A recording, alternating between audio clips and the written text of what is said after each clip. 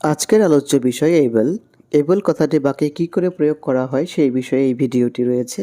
Be verb মানে amidst R was were থাকতে পারে। এরপর রয়েছে এইবল কথাটি, তার সাথে রয়েছে infinitive.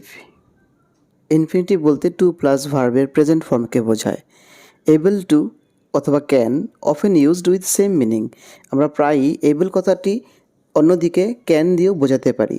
He is able to ride bicycle without using his hand, অথবা বলতে পারি he can ride bicycle without using his hand. I am not able to understand French অথবা I can not understand French. দুটো ক্ষেত্রেই আমরা able কথাটি দিয়ে বলতে পারি বা ক্যান কথাটি দিয়ে এই বাক্যটিকে লিখতে পারি বা বলতে পারি।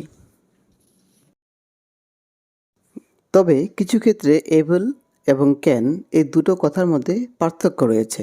তো এবার দেখে নেব কী পার্থক্য। নো হাউ টু অথবা ইন এক্সপ্রেশন যেমন সি, প্লে, সিং, এই সমস্ত ক্ষেত্রে আমরা টু ব্যবহার করব। ফিউচারের কোনো কাজ যা বর্তমানের পরিণাম হতে পারে তা বোঝাতে আমরা ক্যান ব্যবহার করব। উদাহরণ দিয়ে বলা হচ্ছে এখানে, Ram can easily pass the exam. কেন বলা হচ্ছে? কারণ রাম যে পরিশ্রম করছে তা দেখে বা বুঝে বলা যেতে পারে যে সে ফিউচারে পরীক্ষায় পাশ করবে।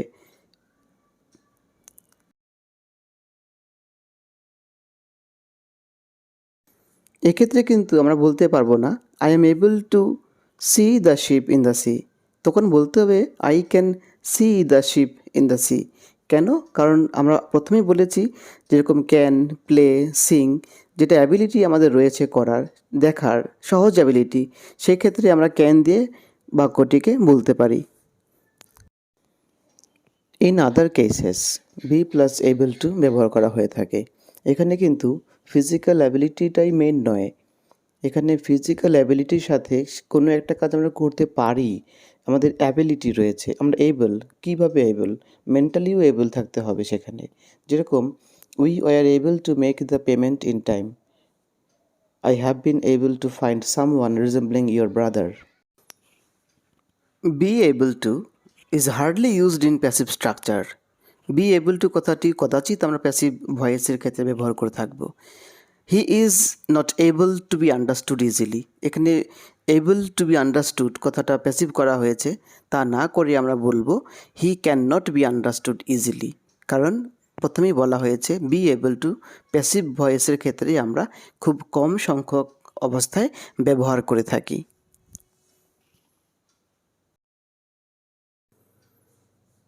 হি said that money was not able to be refunded. এখানে প্যাসিভ করা হয়েছে, কিন্তু এই প্যাসিভটা বাক্যে ভুল হয়ে যাবে। আমরা ওয়াজ এবল বা অ্যামিজ আর এবল কথাটি ব্যক্তির সাথে ব্যবহার করে থাকি, কোনো অ্যানিমেলের সাথে ব্যবহার করে থাকি, কিন্তু কোনো বস্তুর সাথে ব্যবহার করতে পারি না। যেরকম মানি ওয়াজ নট এবল, এটা ঠিক নয়। এখানে বলতে হবে he said that money could not be refunded. এখানে money was not be able to refunded এটা নয়, যে টাকাটা পেমেন্ট করবে সে সমর্থ ছিল না।